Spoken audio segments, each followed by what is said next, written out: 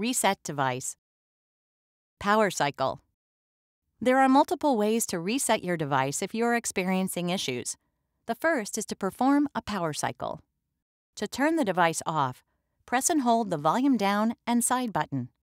Select Power Off. Select Power Off again to confirm. You can also turn off your device from Quick Settings. Swipe down from the notification bar, select the power icon, select Power Off. Select Power Off again to confirm. To turn the device back on, press and hold the side button. The device will take a moment to power on.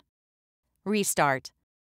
If a power cycle doesn't fix the issue, try performing a device restart. Press and hold the volume down and side button simultaneously.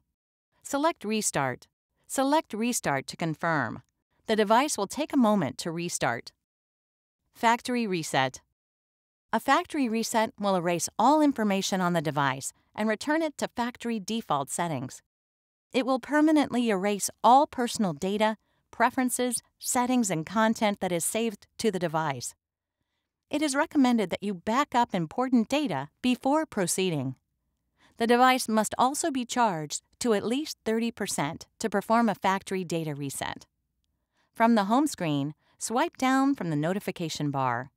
Select the settings icon. Scroll to and select General Management. Select Reset. Select Factory Data Reset. Scroll to and select Reset. Select Delete All. The phone will take a moment to reset. Alternate factory reset. If unable to perform the standard master reset using the previous steps, try the alternate method by first powering the device off. With your device powered off, press and hold the side and volume up buttons until the device turns on. When the Android recovery screen appears, press the volume down button until Wipe Data Factory Reset is highlighted, and then press the side button to select.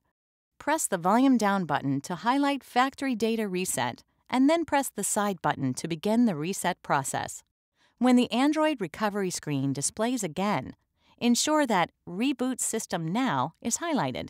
Then press the side button to select.